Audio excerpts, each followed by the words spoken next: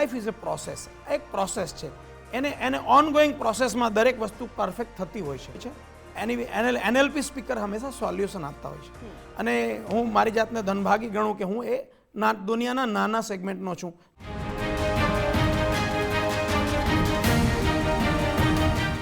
જીતેશભાઈ, સૌથી પહેલા તો આપનું હાર્દિક સ્વાગત છે અમારા કાર્યક્રમમાં. Thank you. કેમ છો? Thank you. મજામાં એકદમ. નાની વયની ઉંમરમાં તમે પિતાની છત્રછાયા ગુમાવી, એટલે માતા અભણ હતા, તેઓને અક્ષર જ્ઞાન કંઈ હતું નહીં, પરંતુ માતાની એક શીખ હતી, એ તમને ખૂબ જ ગમતી હતી. અને માતાની એ શીખમાં પણ એ જ વસ્તુ હતું કે આપણાથી કોઈનું ખરાબ ન થાય ને તો એ કામ આપણે કરવામાં કોઈ વાંધો નથી. બિલકુલ.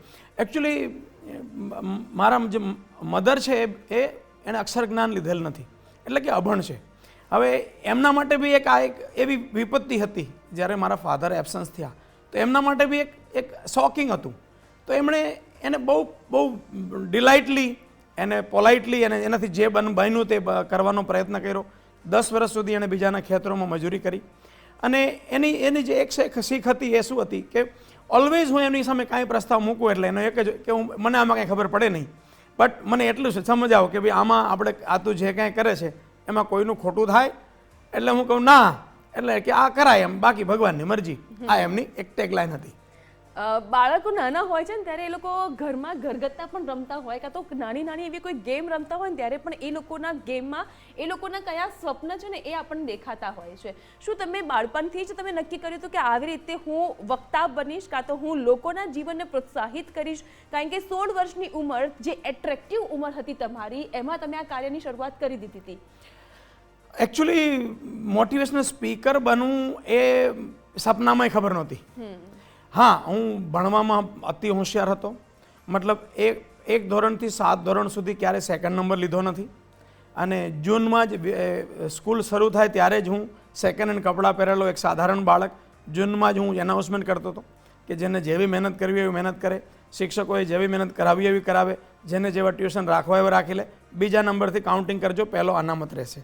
આ ખુમારીથી હું જીવનારો હતો. બટ એવું ક્યારેય સપનામાં નહોતું કે મોટિવેશનલ સ્પીકર બનીશ. હા, મને જાણનારા લોકો એમ માનતા હતા આ ડૉક્ટર બનશે, આ એન્જિનિયર બનશે, બિકોઝ મારી એજ્યુકેશન ક્ષમતાને કારણે. બટ પરિસ્થિતિએ અહીં મને પહોંચાડ્યો એવું કહી શકાય. મારી કોઈ યોજનાથી હું મોટિવેશનલ સ્પીકર બન્યો તો એ ખોટું ગણાશે. આજે બહુ મોટો બહોળો વર્ગ છે, તમને ફોલો કરે છે, તમારા વિડીયો સાંભળે છે, તમારું વક્તવ્ય સાંભળવા માટે, સેમિનાર્સને અટેન્ડ કરવા માટે આવતા હોય છે. સૌથી વધારે ખુશી ક્યારે થઈ હતી તમને કે ચલો મારું જીવન ફળીભૂત થયું છે, જે હું નથી કરી શક્યો, કાં તો પછી જે મારે લોકો સુધી સંદેશ પહોંચાડવામાં છે એમાં હું સફળ સાબિત થયો? એકચ્યુઅલી હું અત્યારે દુનિયાના 13 દેશોમાં ફિઝિકલી ટ્રેનિંગ કરી ચૂક્યો છું. ભારતના દરેક સ્ટેટમાં ટ્રેનિંગ કરી ચૂક્યો છું. હું ગુજરાતી છું પણ મોસ્ટલી મારી બધી ટ્રેનિંગો હિન્દીમાં જ વધારે હોય છે. બધી ટ્રેનિંગનો જો સાર જોઉં ને, અથવા તો મારી જે ખુશી એ એક જ સેન્ટેન્સમાં અને લગભગ રિપીટેડલી એ સિક્વન્સ બની છે, ઘટનાઓ બની છે. અને એ ઘટના હતી કે મોટા ભાગે ચાહે એક સાધારણ લેવલના ઓડિયન્સ હોય કે આઈએસ લેવલનું ઓડિયન્સ હોય, દરેક ઓડિયન્સમાં એક જે સિમિલર ફીડબેક આવતો હતો જે મારી આંખો ભીંજવતો હતો. અને એ ફીડબેક હતો મોસ્ટલી લોકો એવું કહેતા કે સાહેબ અમે ટ્રેનિંગો તો ઘણી સાંભળ્યા, પણ તમારી ટ્રેનિંગ એ આજે પહેલી વાર મને અહેસાસ થયો કે ટ્રેનિંગ શું કહેવાય. આ જે ટેગલાઇન છે મોસ્ટલી લગભગ દરેક ઓડિયન્સે દુનિયાના દરેક દેશોમાં જ્યાં મેં વાતો કરી છે ત્યાં દરેક પ્રકારના ઓડિયન્સમાં, ચાહે ભારતના કોઈ પણ ખૂણે હોય, આ સિમિલર ટેગલાઇન આવી ત્યારે ઓલવેઝ મારી આંખો ભીની થઈ અને મને એમ થયું કે હું આ લાઇનમાં આવ્યો એ વર્થ છે, લોકોના જીવનમાં કંઈક આપી શકીશ. દુનિયામાં 2 પ્રકારના સ્પીકર્સ હોય છે.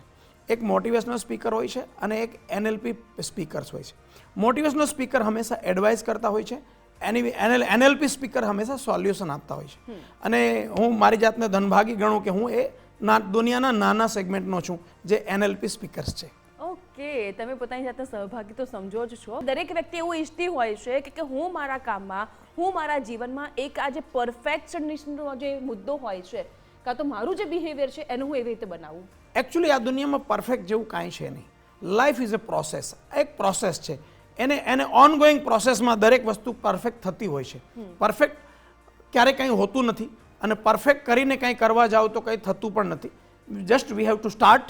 કંઈ પણ વસ્તુની જ્યારે હું પહેલી વખત યુટ્યુબમાં વિડીયો બનાવવાની મેં શરૂઆત કરીને ત્યારે પહેલી વખત હું જ્યારે યુટ્યુબના મેં થોડું R&D કરતો હતો. લોકડાઉનનો સમય હતો. પહેલી વાર મને મારી સાથે વાત કરવાનો અવસર મળ્યો અને લોકડાઉન જ મને સોશિયલ મીડિયામાં મારું પ્રેઝન્સ બનાવ્યું. એ પહેલાં મારું સોશિયલ મીડિયામાં ખાસ પ્રેઝન્સ નથી. હું ઇન્ટરનલી થોડો નેચર વાઇઝ વૈરાગી, બચપનથી એવી પરિસ્થિતિઓ એટલે ખેલકૂદ કરી નથી, કોઈ મહોત્સવ કર્યા નથી, તો ઇન્ટરનલ થોડો વૈરાગી નેચર એટલે સોશિયલ મીડિયામાં હતો નહીં.